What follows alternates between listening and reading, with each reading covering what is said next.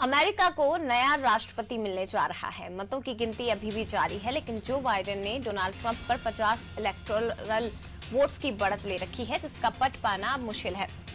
ऐसे में ये लगभग तय हो गया कि व्हाइट हाउस में अब बाइडेन की एंट्री होगी और कमला हैरिस उनकी डेप्यूटी होंगी। भारत के लिहाज से अमेरिकी राष्ट्रपति का चुनाव बेहद अहम है, क्योंकि हाल के दिनों में अमेरिका के साथ उसका सहयोग बढ़ा है।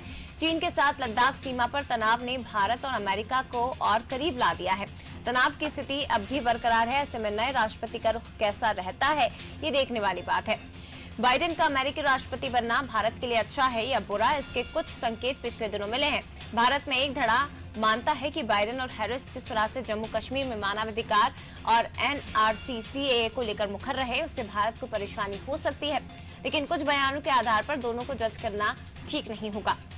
बाइडेन दशकों तक फॉरेन पॉलिसी से जुड़े मुद्दों पर काम करते रहे हैं। उन्हें बेहतर अंदाजा है कि अंतर्राष्ट्रीय स्तर पर कौन से मुद्दे अहम हैं। एक्सपर्ट के अनुसार बाइडेन और ट्रंप में बुनियादी फर्क ये है कि बाइडेन दूरदर्शी और ट्रंप बड़बोले हैं। टाइम्स ऑफ इंडिया में छपे एक लेख में अमेरिकी प्रोफेसर सुमित गांगुली लिखते हैं कि मोदी के साथ बेहतर तालमेल के बावजूद ट्रंप ने कई मौकों पर भारत को बड़े झटके दिए हैं। और उनके मुताबिक बाइडेन सोच समझकर फैसला करने वालों में से हैं। ऐसे में वो भारत के लिए ज्यादा मुफीद है।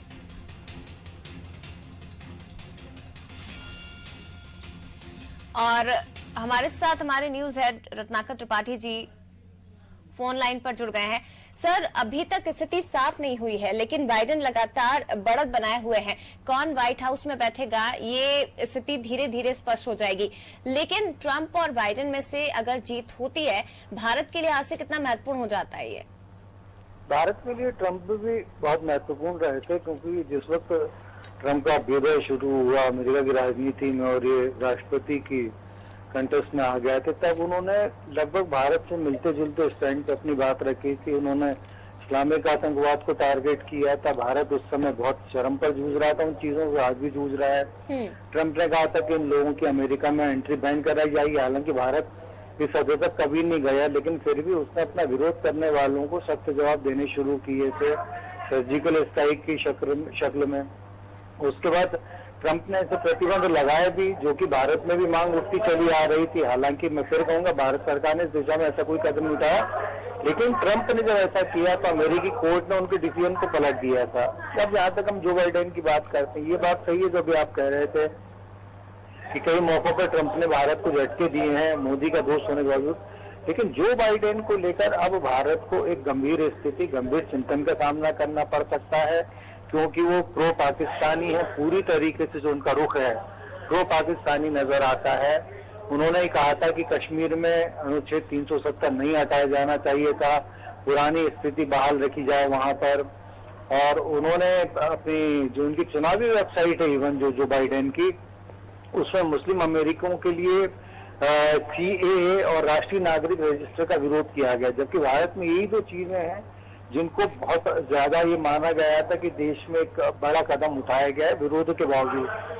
तो अब इन्होंने ये बाइडेन ये तक कह चुके हैं कि CAA और NRC भारत में सेकुलरिज्म की परंपरा से मेल नहीं खाते। अब जो है बहुत गौरतलब ये हो जाता है कि सेकुलरिज्म की जो परिभाषा है, जो प्रो पाकिस्तानी लोग बोलते हैं या जो लोग एक तरीके से बीजेपी के खिलाफ माने जाते हैं, उनकी सेकुलरिज्म की जो परिभाषा है वो बड़ी अलग किस्म की हो जाती है। आम लोग उदाहरण से वो CAA का विरोध करते हैं, वो NRC का विरोध करते हैं, लेकिन वो बांग्लादेशी घुसपैठियों का समर्थन करते हैं। लेकिन वो आतंकवाद मजहब के नाम पर किए जाने वाले जो आतंकवादी घटना होती हैं, उनका वो उस तरीके से खुल के विरोध नहीं करते। तो बाइडेन का ये जो रुख है, कमला हैरिस हालांकि भारतीय मूल की हैं, लेकिन उनका भी बाइडेन के साथ जो जुगलबंदी है, अब हो सकता है कि अपना इन लोगों को डेमोक्रेटिक पार्टी के रंग में रंग के ऐसा करना पड़ रहा होगा। लेकिन भारत के लिए अब बहुत नाजुक समय है। अगर जो बाइडेन जीते हैं,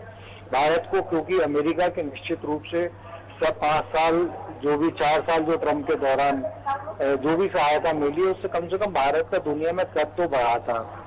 जो बाइडेन के साथ अब एक ही चीज ये हो सकती है कि भारत अब अपने आप को बराबरी की स्थिति में लाकर या तो बाइडेन के साथ चले और या फिर बाइडेन को जवाब देने की स्थिति में, भारत पीछे चलने वाली स्थिति में अगर रहेगा और बाइडेन अगर प्रेसिडेंट बनते हैं, तो फिर भारत को कुछ कॉम्प्रोमाइजेस ऐसे करने पड़ जाएंगे जो देश के लिए अच्छे नहीं माने जा सकते। जया सर, लेकिन जिस तरह से आप कह रहे हैं कि भारत को भी बराबरी पर आना पड़ेगा अगर जो बाइडेन जीतते हैं, लेकिन अगर भारत बराबरी पे आता है, भारत को कई कॉम्प्रोमाइज करने पड़ते हैं, लेकिन अमेरिका को भी कहीं ना कहीं इस विषय में सोचना पड़ेगा अगर जो बाइडेन जीतते हैं और उनका रुख अभी भी वैसा ही रहता है। जैसे कई मुद्दे आपने गिनाए, कश्मीर का हो गया, 370 का हो गया, इस तरह के मुद्दे में अगर रुख वही रहता है तो कई ऐसे मौके हैं जहां अमेरिका को भी भारत की जरूरत है। जी, निश्चित रूप से आप वैश्विक जब परिदृश्य हम देख रहे हैं आज की डेट में, जबकि चाइना पूरी तरीके से अमेरिका पर हमलावर है, अमेरिका की पूरी कोशिश है चाइना को दुनिया में अलग थलग कर दे, अमेरिका की पूरी कोशिश, आप इस बात को गौर करें जो 4 साल के कार्यकाल के दौरान किम जोंग उन जो है उत्तर कोरिया के शासक, ट्रंप ने पूरी कोशिश की उनको दुनिया से अलग थलग करने की, नेस्तो नाबूद करने की, लेकिन जब तक ग्लोबल सपोर्ट नहीं मिला तो उसकी नौबत ये आई कि ट्रंप को खुद उनके साथ बैठ के, किम जोंग उनके साथ बैठ के बातचीत करनी पड़ी। जबकि आज में पूरे कोरिया प्रायद्वीप में उसने तहलका उधम मचा के रखा है, जापान उससे डरा हुआ है, उससे वियतनाम परेशान है, उससे सारे देश, लेकिन सिर्फ क्योंकि चीन का उसको अप्रत्यक्ष रूप से सपोर्ट है, क्योंकि चीन के हथियारों की सप्लाई का वो बहुत बड़ा केंद्र है वो देश, इसलिए अमेरिका को भी इस स्थिति में आना पड़ा। तो अब भारत के लिए, जैसा मैंने कहा कि बराबरी की स्थिति, इसलिए क्योंकि जो वैश्विक परिदृश्य है, जो ग्लोबल पर्सपेक्टिव है, उसमें भारत का कद बहुत तेजी से आगे बढ़ा है, प्रमुख देशों ने उसको मान्यता देनी शुरू कर दी है। तो उसके चलते मेरा ये कहने का मतलब था कि अगर अब बाइडेन के साथ चलना है तो भारत को अपनी ताकत के साथ आगे चलना पड़ेगा। अब एक फॉलोअर बन के भारत नहीं चल सकता है। जो बाइडेन निश्चित रूप से अपनी ही नीतियों को लागू करने की कोशिश करेंगे, लेकिन अब उनके लिए भी ये परिस्थितियां बहुत ज्यादा बदली हुई इसलिए रहेंगी क्योंकि पाकिस्तान को जिस हिसाब से अमेरिका अंधाधुंध कर्ज दे चुका है और जिस हिसाब से उससे उस देश से पैसा अपना वापस लेना है, उसे लेकर जो वहाँ की कांग्रेस का जो लगातार दबाव बना रहता है, उन सारी चीजों के बीच में बाइडेन अब कितना तो पाकिस्तान को तवज्जो दे पाएंगे, कितना भारत की चीजों का विरोध कर पाएंगे। उन्हें चीन से भी निपटना है, उन्हें ईरान से निपटना है। मतलब अमेरिका की स्थिति देखी कि ईरान जैसा छोटा सा देश, उत्तर कोरिया जैसा छोटा देश, वो तक उसको लगातार चुनौती दे रहा है। ईरान कह रहा है मैं अपने परमाणु कार्यक्रम बंद नहीं करूंगा, वो अपने कमांडर की हत्या का बदला लेने की बात कर रहा है। उत्तर कोरिया ने जो चाहा वो किया, चीन तो है ही उसके खिलाफ में। तब जो बाइडेन नए दुश्मन बनाते हैं या नए दोस्त बनाते हैं, दुश्मनी कम करते हैं, सारी देखने वाली बातें होंगी। लेकिन भारत के लिए 2-3 लिहाज से उनका राष्ट्रपति बनना बहुत ही चिंतन का विषय हो जाता है। तो जैसा वो मैंने आपको जो विषय गिना है पाकिस्तान परत 370 के विरोध में, बिल्कुल। लेकिन फिलहाल लीड लेते हुए जो बाइडेन नजर आ रहे हैं और संभवतः आज शाम तक स्थिति पूरी तरह से क्लियर हो जाए कि आखिर कौन व्हाइट हाउस का ताज अपने सर पर पहनेगा, कौन अमेरिका का किंग बनेगा। लेकिन शुक्रिया सर ये तमाम जानकारी साझा करने के लिए।